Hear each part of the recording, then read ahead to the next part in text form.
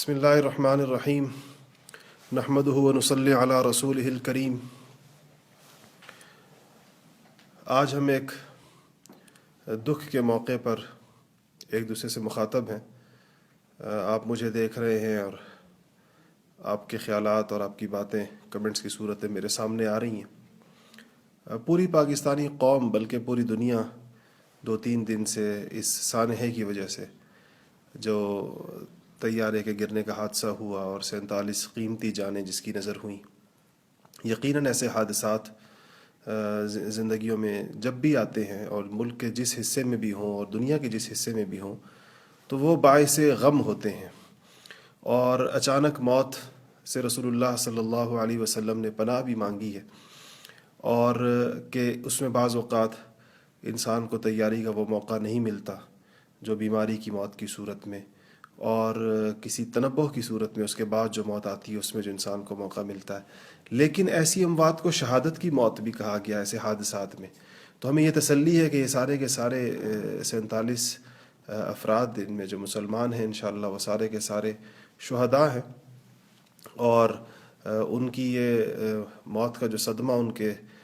رہ جانے والوں کے لیے، لواحقین کے لیے، پسماندگان کے لیے ایسا ہے جو یقیناً یہ زخم جلدی منتمل ہونے والے نہیں ہیں۔ ہمارے لیے اس میں جہاں ان ساری قیمتی جانوں کے ضیاع کا افسوس ہے اور ان کے اس حادثے کا ایک دکھ ہے، ان کی شہادت کی تسلی ہے کہ یہ انشاءاللہ ان کی آخرت کا معاملہ اللہ جل شانہ نے بہت بہتر فرمایا ہوگا۔ اس حادثے کے ساتھ ہمارا ایک اور ذاتی تعلق، ہمارے بہت ہی عزیز دوست اور بھائیوں کی طرح تعلق جن کے ساتھ تھا، بھائی جنید جمشید صاحب کی اور ان کی اہلیہ صاحبہ کی بھی شہادت ہے، اور ان سے تعلق کو بہت زیادہ قدیم نہیں تھا، لیکن ان پچھلے 1.5-2 سالوں میں اس میں بہت اضافہ ہوا، اور اس دکھ کو پوری قوم نے بڑی شدت کے ساتھ محسوس کیا۔ تیسرا دن ہے آج، لیکن ابھی تک دوسرا دن ہے، لیکن ابھی تک ایسا محسوس ہو رہا ہے جیسے کہ لوگ اس صدمے اور سکتے کی کیفیت سے جیسے باہر نہ آئے ہوں۔ اچھے لوگوں کو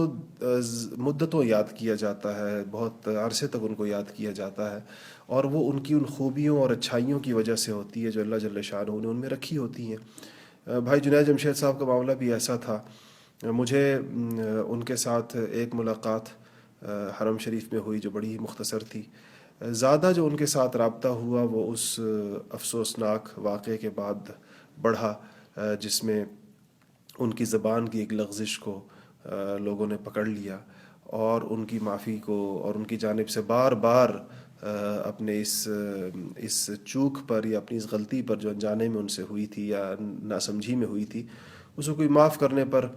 آمادہ اور تیار نہیں تھا۔ تو انہوں نے اس وقت مجھ سے خاص طور پر رابطہ کیا، اور ہم آپس میں اس دوران بہت تعلق میں رہے، اور میں نے بہت سارے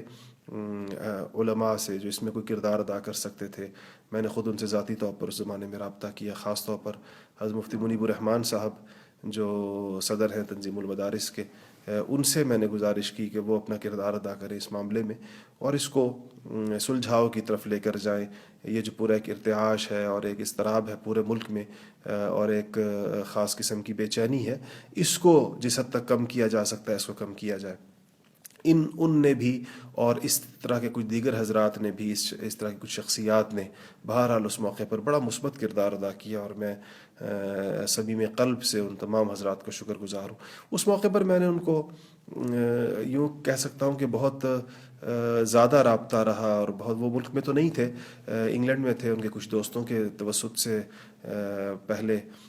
رابطہ ہوا، پھر ہم آپس میں منسلک رہے اس دوران۔ تو مجھے الحمدللہ یہ بہت زیادہ احساس ہوا اس دوران کہ ایک تو ان کو اللہ جل شانہ کے اوپر بڑا غیر معمولی یقین اور اس بات کا ایک بڑا احساس تھا کہ معاملات اللہ جل شانہ کی جانب سے ٹھیک ہوتے ہیں۔ لوگ ان کو کسی بھی معاملے میں جب پریشان کرنے کی کوشش کرتے تھے، اور یہ شاید ان کی اس تبلیغی تربیت کا نتیجہ تھا جس میں اللہ جل شانہ کی ذات عالی کے ساتھ ایک خاص قسم کا تعلق اور سارے معاملات میں اسی کی جانب دیکھنے کا جو ایک مزاج انسان کا پیدا ہوتا ہے۔ تو ایک تو یہ چیز الحمدللہ ان کی طبیعت میں نے محسوس بھی کی اور دیکھی بھی، اور اس کا مشاہدہ بھی ہوا۔ دوسرا، جس چیز کی بڑی قدر رہی دل میں ہمیشہ، اور اس حوالے سے ان کو بڑا بلند اور اونچا انسان سمجھا ہمیشہ، وہ یہ تھا کہ انہوں نے اپنے کیریئر کے عروج میں، جس زمانے میں ان کا طوطی بول رہا تھا پورے ملک میں اور ان کی شہرت اب بام عروج پر تھی، ایک پاپ سٹار کی حیثیت سے ان کو جانا جاتا تھا، اس وقت اللہ جل شانہ نے ان کو توبہ کرنے کی توفیق نصیب فرمائی، اس رستے کو چھوڑنے کی توفیق نصیب فرمائی۔ بڑے وہ مشکلات سے گزرے،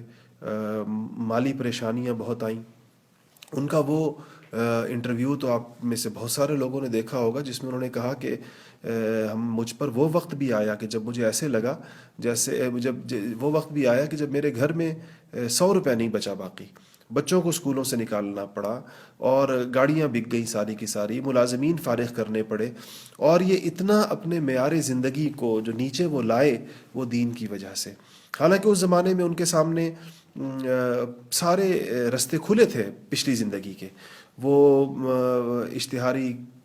کمپنیوں کے ساتھ معاہدات اور اس میں کروڑوں روپے کے معاوضے اور مختلف قسم کے موسیقی کے پروگرام جس کے بڑے بھاری بھرکم معاوضے ان کو ملا کرتے تھے، وہ چاہتے تو اس زمانے میں جا سکتے تھے، اس طرف واپس لوٹ سکتے تھے، لیکن اللہ جل شانہ نے ان کو استقامت نصیب فرمائی اور بڑے ہی اعتماد کے ساتھ، مجھے ان کی وہ گفتگو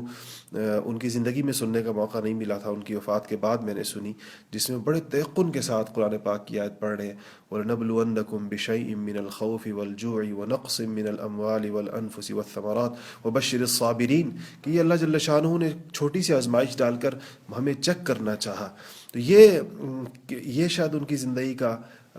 وہ پہلو ہے جس میں نوجوان نسل کے لیے، سیلیبریٹیز کے لیے، ان سارے لوگوں کے لیے جو اپنی زندگی میں کوئی بہت بڑی تبدیلی لانا چاہتے ہیں، اور اکثر لوگ ایسے ہوتے ہیں جو اپنی زندگی میں بڑی تبدیلی لانا چاہتے ہیں، ان کے لیے اس میں بڑا سبق ہے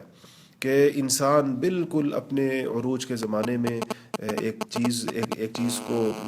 آ جائے، اور اس دوسری طرف آنے کے بعد وہ تمام آزمائشوں کو، تمام مشکلات کو وہ پوری جس کو کہنا چاہیے کہ استقامت کے ساتھ اور صبر کے ساتھ اور پورے حوصلے کے ساتھ وہ اس کو برداشت کرے، تو اللہ جل شانہ اس کا عوض عطا فرماتے ہیں۔ اور میرا خیال ہے کہ ان کو جو عوض عطا ہوا، ایک تو یہ کہ ان کی بات میں، ان کے اسفار میں، ان کی گفتگو میں، ان کے بیانات میں، ان کی نظموں اور ان کی نعتوں میں ایک تاثیر اللہ جل شانہ نے رکھی، اور اس تاثیر کی وجہ سے زندگیاں پلٹی، اور بڑے بڑے لوگ اللہ جل شانہ نے ان کی برکت سے دین کی طرف لائے، پوری دنیا میں ملکوں کے انہوں نے اسفار کیے، ادھر سے ادھر گئے، اور لوگ ان کے کہنے سے، ان کی دعوت سے، ان کے پیغام سے زندگی، اور یہ شاید کسی بھی آدمی کے لیے یہ ایک سب سے بڑی، اگر کوئی سعادت کی بات ہو سکتی ہے، کوئی بڑی چیز ہو سکتی ہے، تو شاید وہ یہی ہے کہ وہ اس کی برکت سے اللہ جل شانہ زندگیاں پلٹ دیں، لوگوں کی زندگیاں بدل جائیں اور لوگ اچھائی کے رستوں پر آ جائیں۔ اس سے زیادہ اچھی بات کسی انسان کی کیا ہو سکتی ہے؟ آج جو ہم ان کو اتنا یاد کر رہے ہیں، اور خاص طور پر سوشل میڈیا پر جو ہم دیکھ رہے ہیں کہ گزشتہ 48 گھنٹوں میں شاید کوئی اور بات نہیں چل رہی، اسی بات کو ابھی تک لوگ بار بار دہرا رہے ہیں، مختلف طریقوں سے اپنے دکھ کا اظہار کر رہے ہیں، ان کی نظمیں، ان کی نعتیں دوبارہ سنی جا رہی ہیں اور بار بار سنی جا رہی ہیں، اور اس پر ایک جو فضا،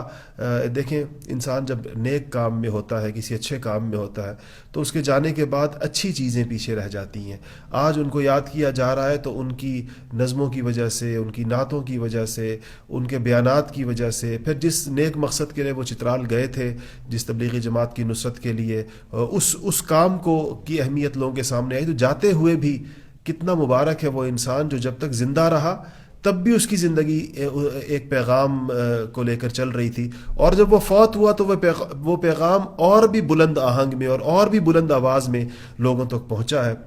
لوگوں نے اس کو لیا ہے، اس کا اثر قبول کیا ہے۔ یہ ساری چیزیں انشاءاللہ، ہمیں اللہ جل شانہ کی ذات عالی سے بہت امید ہے کہ یہ ساری چیزیں قبولیت کی دلیل ہیں، اللہ تعالیٰ نے ان کے ساتھ بہت اچھا معاملہ انشاءاللہ فرمایا ہوگا، اور یہ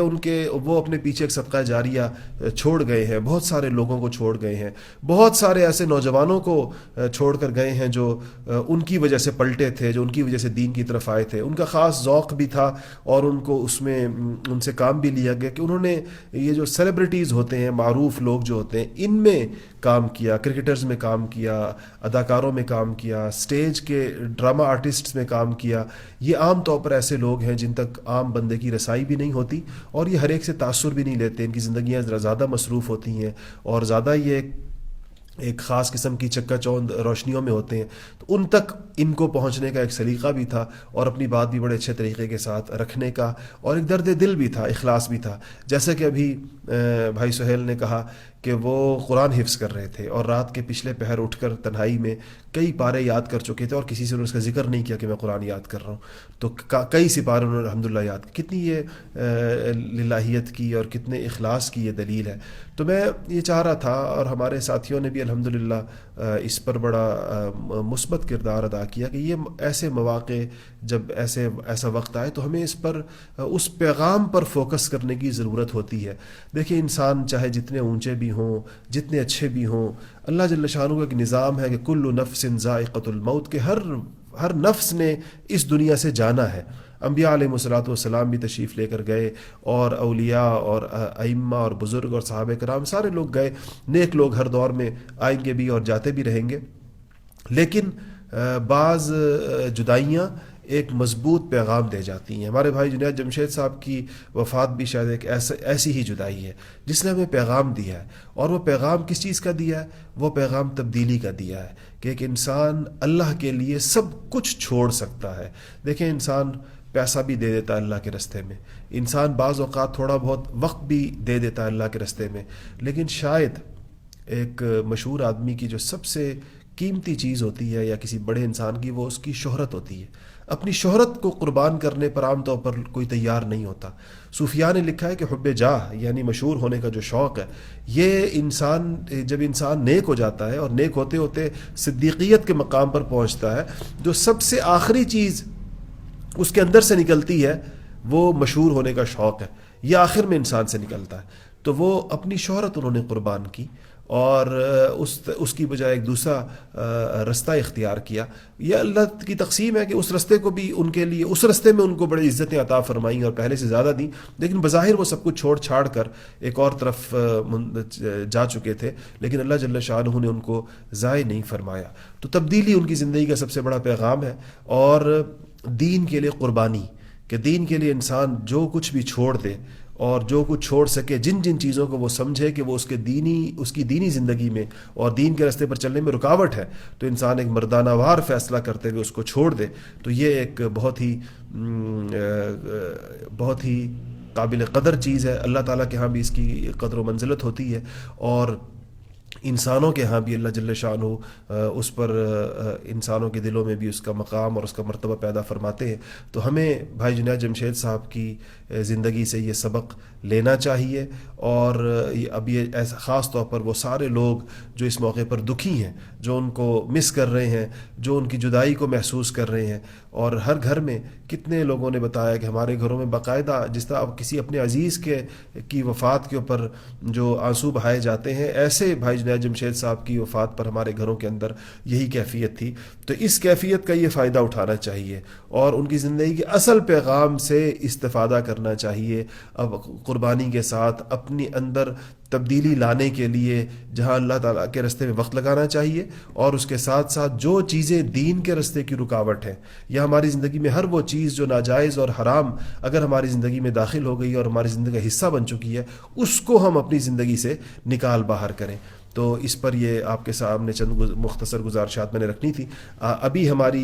گفتگو ختم نہیں ہوئی ہے، اور انشاءاللہ جس طرح کہ ہمارے ہاں اعلان بھی ہوا تھا، ہمارے بہت ہی معزز دوست اور پاکستان کی ایک بڑی قابل قدر شخصیت جناب سینیٹر محمد طلحہ محمود صاحب، وہ بھی تشریف لائے ہوئے ہیں. انشاءاللہ اسی موضوع پر اب وہ گفتگو کریں گے. آپ حضرات ابھی ہمارے ساتھ رہیے. جزاکم اللہ.